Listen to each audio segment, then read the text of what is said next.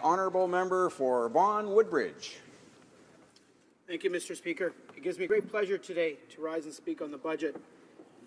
This budget, which I like to refer to as the middle class budget, or better yet, the growth budget, is an important step to help revitalize the Canadian economy, strengthen the middle class, ensure a prosperous future for the residents of my riding, Vaughan, Woodbridge. I see Budget 2016 as a blueprint to undertake strategic investments for the future. As a father of two young daughters, Natalia and Eliana, this budget is not just a plan for the future of this generation, but of successive generations. One that moves Canada forward in a number of concrete ways and ensures that all our children will inherit a more prosperous and hopeful country. I'm proud to represent Vaughan Woodbridge, one of the fastest growing communities in Canada. Our community, like many across the country, is made up of dynamic, hardworking Canadians who look forward to a good standard of living and a better future for their families. But many of my constituents are working harder than ever and are not getting ahead. Budget 2016 puts people first and delivers the help that Canadians and the residents of Vaughan Woodbridge need now, not in a decade from now.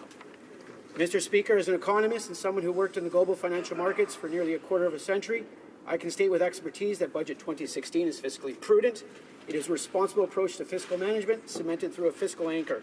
Thanks to measures taken in the mid-1990s, Canada has the lowest debt-to-GDP ratio of any G7 country, and with interest rates at historic lows, Mr. Speaker, now is the time to invest in Canadians to ensure our country's best days lie ahead.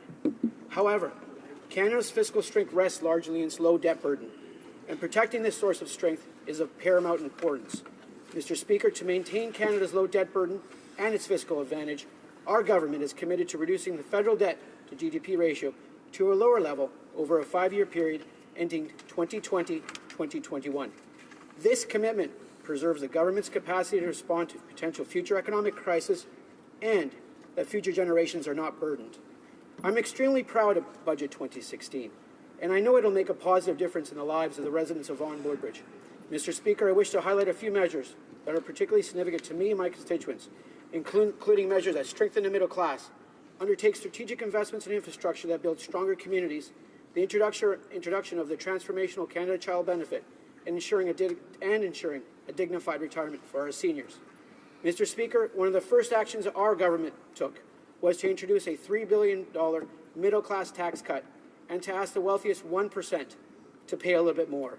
In total, nearly 9 million Canadians, including many in my riding, are now benefiting from this tax cut, leaving more money on their paychecks to save, invest, and grow the economy.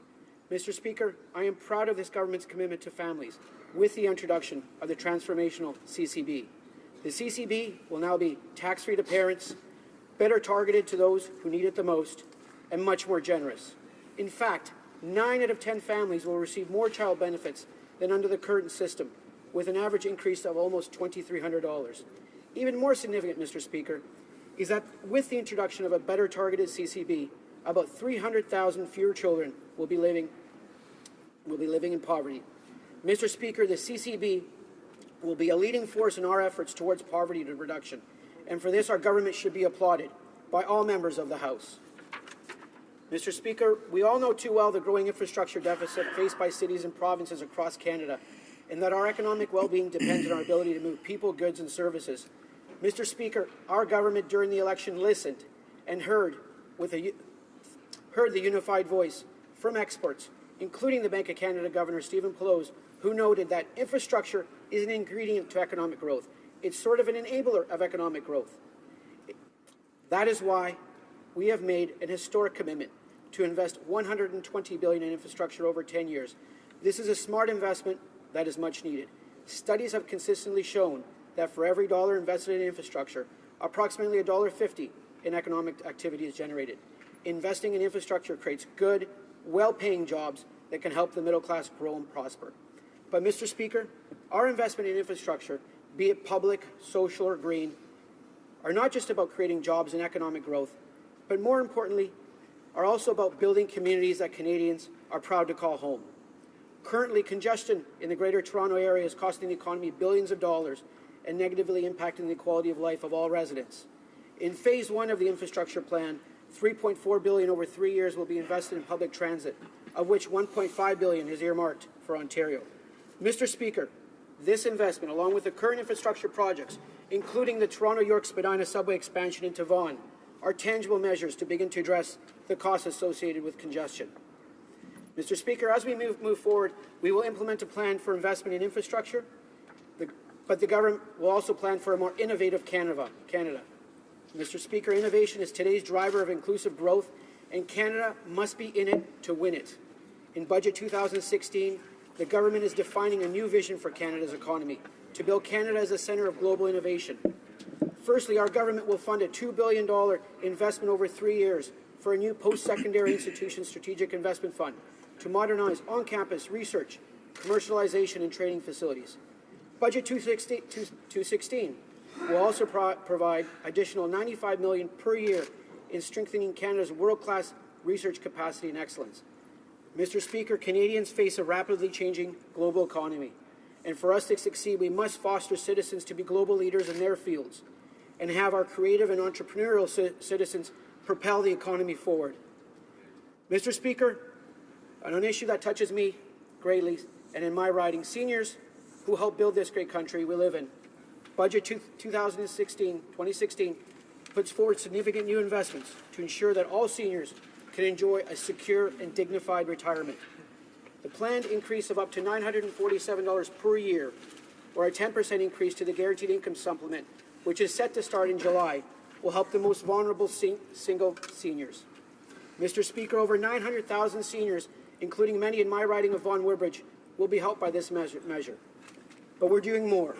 We have kept our commitment to return the age of eligibility for old age security and guaranteed income supplement to 65 from 67. And in the coming months, we will develop a seniors price index to allow seniors to keep pace with the actual costs of living they face. In addition, our government will continue discussions with the provinces to enhance the Canada Pension Plan. An enhanced Canada Pension Plan would be a major step in improving retirement outcomes for workers and reducing the uncertainty that many Canadians feel about entering retirement. Mr. Speaker, our commitment to seniors is simple. We are there for you. Finally, Mr. Speaker, Budget 2016 is truly a blueprint for the future. A future that is not only hopeful, but built on solid foundations. Foundations which are fiscally prudent and boldly aspirational.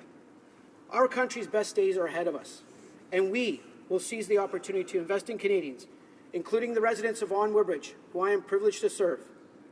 Thank you, Mr. Speaker. God bless Canada.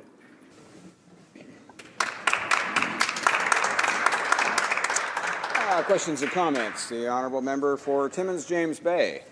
Thank you, Mr. Speaker. I listen to my honourable colleague, and I'm looking at the budget and the serious gaps that are in this budget in terms of commitments to our country.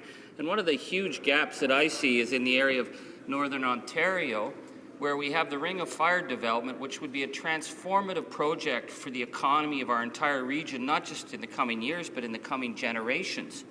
And in the Ring of Fire region, we have communities in dire poverty, Indigenous communities that are looking to participate, but we need the infrastructure, the roads, the support to build a project that will actually transform our economy. Now, the Kathleen Wynne government had demanded the old Conservative government put $1 billion into the project before the provincial Liberals did anything. And of course, the provincial Liberals have done nothing, and the Kathleen Wynne Liberals are not asking the federal Liberals to put up a dime. And the government's lived up to that promise. They don't have a dime in the budget for a transformative resource development project that would include the involvement of Indigenous communities and transform our economy. So when I hear all this talk about infrastructure and how this government's looking to build an economy, why is it that they ignored one of the most important development projects in our nation, and particularly in the north of Canada, without any consultation and giving us no plan for how our communities are actually going to survive economically? The honourable member for Vaughan Woodbridge. Thank you for the question, honourable colleague. The pre-budget consultations that took place with the Minister of Finance and many of the MPs were the most elaborate in Canadian history. We discussed this with many communities, whether it was Northern Ontario, Southwestern Ontario, Eastern Ontario, or the Greater Toronto Area. Our infrastructure plan, which we will lay out in the coming years, will not be a top-down plan. It will be a bottom-up plan. We will listen to the communities, the sectors impacted, and we will work with all communities because they know best. The municipalities know best where these projects are, and we're continuing to listen to them, and they'll give us the guidance that we need, and we'll provide the resources they need for them to be successful. Thank you. Questions and comments? The honourable member for Edmonton, Manning. Well, thank you, Mr. Speaker, and congratulations to my colleague on the other side for his speech today. $120 billion of investment over 10 years on infrastructure alone, beside the $30 billion deficit almost this year, or this coming year. And based on the background of the honourable member, can he advise us on how many jobs we can create out of $120 billion investment in infrastructure? The honourable member for Vaughan, Woodbridge. Thank you for that question from my colleague. What I will say is this. Yesterday, the Bank of Canada released their April monetary policy report, and what it had for the upcoming 2 years on their projections was, in incorporating the budget that was laid out by our government, was a substantial positive impact on economic growth this year, and economic growth in 2016, and also a substantial positive impact for 2017. We will generate literally tens of thousands of jobs from our infrastructure plan over the coming years. These are good jobs. They're middle-class jobs. They have good benefits, allow families for a brighter future. Thank you.